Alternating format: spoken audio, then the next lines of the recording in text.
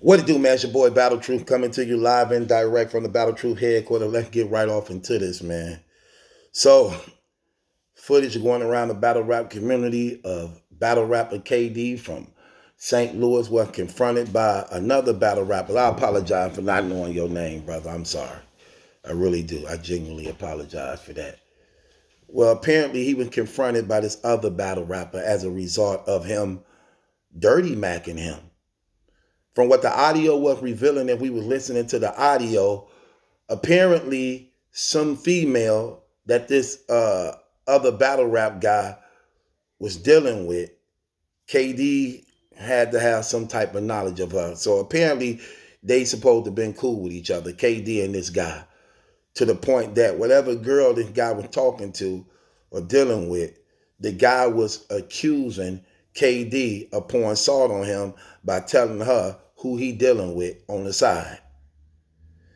The dude was holding up the phone to show evidence of the information he had when confronting KD on pouring salt on him, but trying to dirty mac him to this female. The guy was threatening him, began to take off his shirt, asking him to square up and let's do this. Hitman Holler come out with a few of his entourage to disperse the situation, to keep it from escalating, by telling the guy like, look, bro, you know this my event, this my premiere type stuff, man. Come on, man. Stall him out, man. Don't do this on my time, though, bro. Y'all could do this any place else. Why do this at my place, man? You can see that man. You know him, right? You're cool with him, so you can see him anywhere else. So why do it on my night? Why do it on my night? So could you respect my boundaries, bro? And shouts out to the dude. The dude said, you know what? You right, man. I'm going to handle this differently somewhere else and not on your situation. That was good. But it still can be bad because the guy didn't say he going to leave it alone and squash it. He just said that he will handle this somewhere else away from what you got going on. And I can respect that.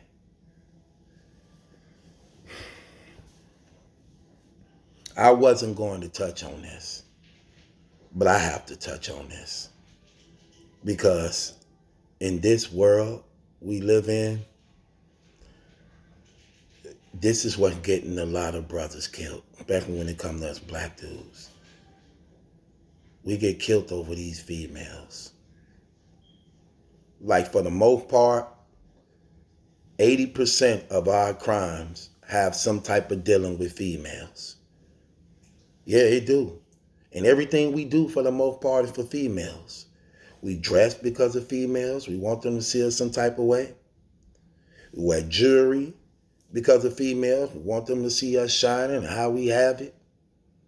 The cars we drive, we pick and choose as a result of how good we look in it and what the females don't think about it when they see us pull up and how good they want to ride.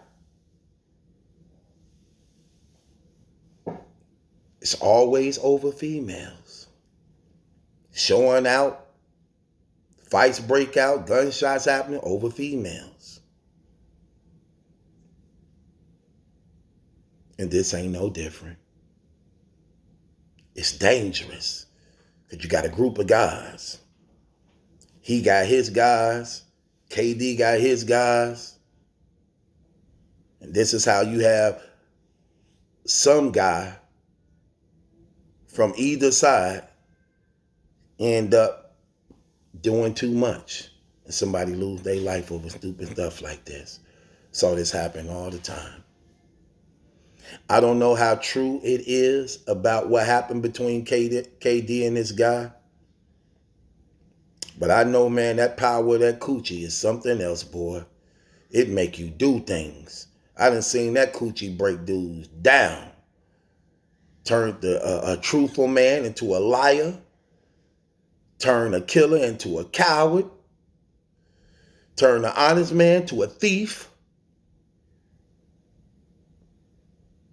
I'm trying to tell you. It have done that, okay? And people will kill you over their feelings. I ain't saying guys can't handle heartbreak, shoot up clubs and parties and commit suicide, kill her, kill himself, kill the kids. Yeah, that's a dirty. And if everybody ain't strong enough to walk away from heartbreak. Everybody ain't strong enough to life goes on. Everybody ain't strong enough to see the person who they're in love with somebody else. The devil be playing on their mind. Like, yeah, she over there sucking his thing right now like she used to do you. Ooh, he hitting that like she used to. Some people, they can't handle that. And they addicted to them drugs now. They on that alcohol, they on them pills, they on the weed. And that's enhancing those emotions and those imagery going on in their minds. And then you hating on your guy because you see him with somebody fine and thick. See, this how sometimes our girls end up having sex with guys, buddies, and family members. Because you done made them accessible to them. Your girl done got comfortable with your homies and your families. You thinking nothing of it because it's the homies and family. Especially if she bad. Is she pretty, got a body? Oh yeah. Hey sis. Hey bro. Or give me a hug, sis. You're getting too comfortable. That's too comfortable. You done gave him contact. Then opportunity arises, you in a situation. Who is it? Dante. Hey Dante. Hey, what's going on, man? You heard anything from Maliki yet? No, they still got him locked down now. Man, that's crazy. Hey, let me put this on his book. He want to pull out a wad of money. Hey, could you put this on his book? That's actually for her. Like, oh, thank you. You straight over here? We okay. Here goes something for you too, man. Oh, no, you don't got to do that. No, I want to do this. Something for you too. That was my guy. Even though I used to tell him all the time, like, look, man, you got a good girl, man. Stop doing this stuff out here. What you mean by that? Look, I don't even want to talk about it. I just know you're a good woman, man. Any man will be happy to have a woman like you. I see how you is with the kids. You're beautiful. You always keep yourself up. I just don't see why he would do some of the things he was doing. That's my nigga. I love him. He's my guy. Hold on, what do you mean by that, Dante? What you talking about? I don't want to say this thing. Come in, boy. You come here. You ain't been in this house before. See, because she want to know about what her dude was doing. Who would want to know about the person who they crazy in love with, person got some dirt on them? Even though she probably already sensed it. She just want her curiosity. She want the closure for her curiosity of what she already was knowing but couldn't catch. She know the best friend know. She know the family member know. And he gonna tell it. Like, yeah, man, I just remember he was with such and such. Remember he told you he was with me? He wasn't with me. He's with Karen. Karen, like, yeah, like, I knew it. See, there you go, working on her emotions. She in a vulnerable state, working on her emotions. Remember, she comfortable with him. Time going by, later and later. Don't let her smoke. It's a wrap. Don't let her smoke and drink. Oh, yeah. Now he in, telling all your secrets. Yeah. Happened to me. Happened to me. I got a visit. They like, Mr. Baker, you got a visit. Go up to the visit. It's my baby mama. She grabbed the phone. She already got tears in her eyes. I'm like, what's wrong with you? She like, was you having sex with Kim? I'm like, what? Was you having sex with Kim and Barbara?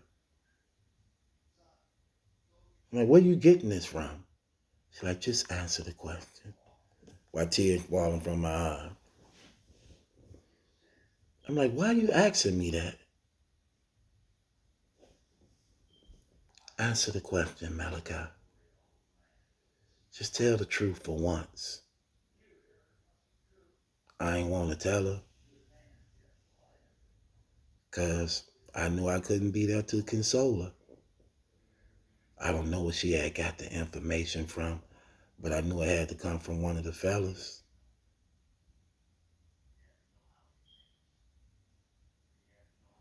And I knew if I told her I wasn't going to see her again. And at this time, I had just gave my life to Christ, so I didn't want to be a liar. And I'm trying to reason with her. And she like, tell me, did you have sex with Kim and Barbara? And you had them girls around me? Because see, that's what I would do. I had all that dope running the neighborhood and blocks and things like that. So when girls came around, it was easy for me to play them off because there's so many of us. That if my BM came around, it's easy for me to act like she with the fellas. She ain't with me. Because they knew the routine. The other girls knew the routine. You know, I had to strike fear in them. Like, hey, that's my baby mama. Hey, she crazy. She'll shoot at you. She'll shoot at you. She would though. But I would give, you know, women scared of other women that they know crazy. They be like, look, when she come around, I'm gonna act like you were one of the brothers. Don't, cause she'll shoot you. She crazy. Okay, that's what's up. I had her kicking it with them girls. And all along I was knocking them down. They kicking it with her like, she telling them like, who you here with? Like, well, I'm here with Joe. I'm here with Chance. I'm here with E. I'm here with Dolo. Oh, okay. That's why she was mad. That's how one of the fellas ratted me out. She asked me. She had tears in her eyes. Then she said to me, so you had them girls around me while you was having sex with them?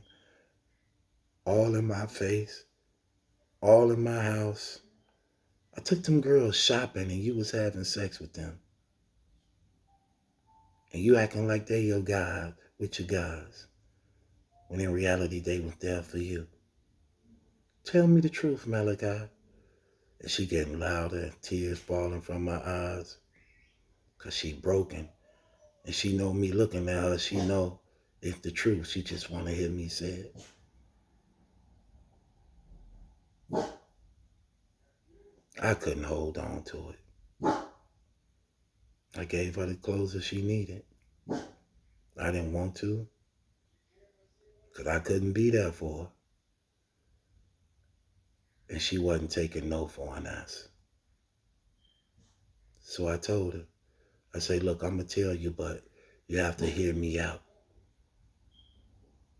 She said, tell me. I said, you got to promise you're going to hear me out after I tell you this stuff. She said, tell me, Maliki. I said, yeah, I did. She got up, slammed the phone down, and stormed away.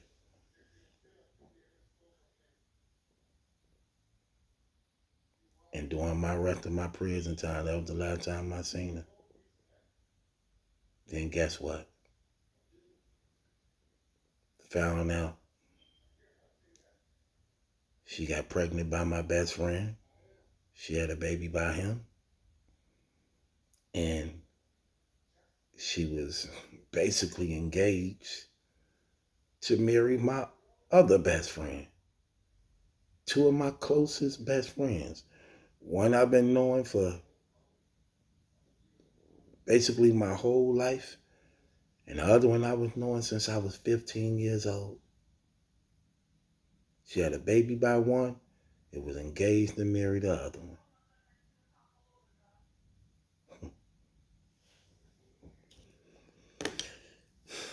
You know how long it took for me to forgive that? I was in prison while that was happening. So imagine that. Imagine that.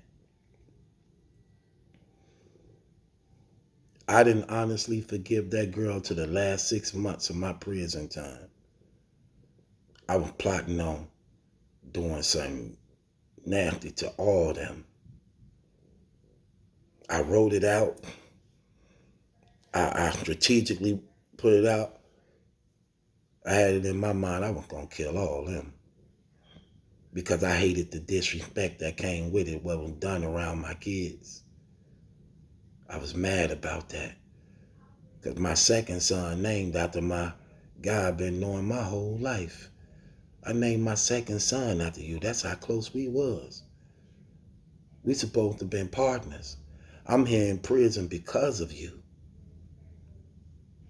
And you do this to me? And you in the house with my kids? You wouldn't have never did that with me out there in public. You wouldn't have never did that. You waited till I was in a vulnerable state where I couldn't do nothing for myself. But I blame myself. Because I failed as a father. I failed as her man. Because I didn't know no better.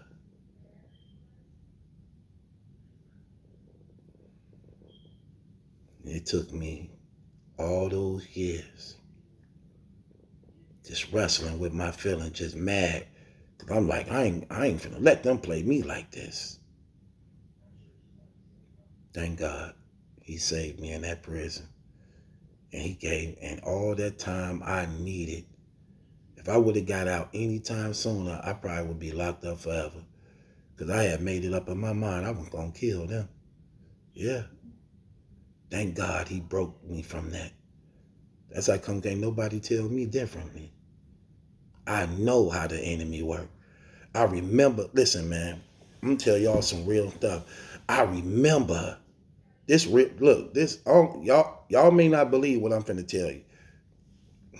I remember it was bothering me so bad in prison. God let me see it because it was bothering me. I'm talking about for years. Like it was just hindering my whole my walk with God. You know what I'm saying? Because I had never been away from my family before. It was hindering my whole relationship with him. That God let me see it. Like I had so many questions. I had so many things I wanted to ask. And I remember I went to sleep and then I woke up in a vision. It's like God took me out of my spirit. And he brought me face to face with dude's spirit. Who she was pregnant by, who was my best friend. It's like we both was in the spirit. And we sat down. And he let me talk to him. And every question I wanted to ask him, he answered. in the spiritual realm. I'm talking about all my doubts, everything I wanted to know. He answered. He answered. And when I had woke up from that dream, and I knew everything he was saying, it was accurate. It was accurate. He even told me things I didn't know that I knew was true. And I don't even know, was he even aware of this in his physical state of what was going on in the spiritual. But because of my relationship with God, and he knew, okay, you want to see it? Okay, I'm gonna let you talk to him. You want to talk? I'm gonna let you talk. And it happened. I saw it. He took me in my spirit, and I was face to face with his spirit. And he let me talk.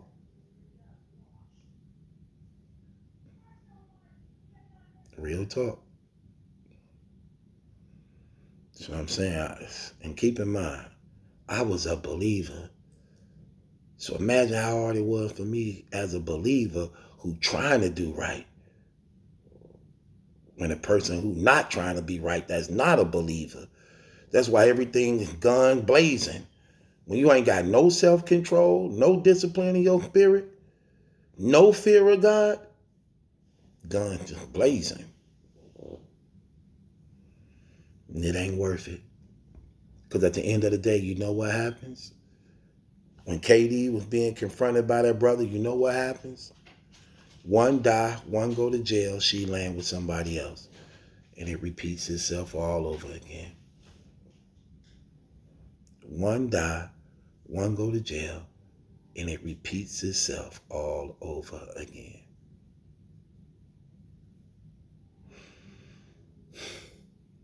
I pray that you brothers just strong. Stop just laying down with people. Get married. Life would be so much better for y'all if y'all had y'all own wife and every woman had her own husband. I promise you it would. You'll save more money. You'll be more healthier. You'll be more blessed and more happier. You'll be more safer. That being said, it's your boy Battle Truth. It ain't my judgment. That's a question. It's yours.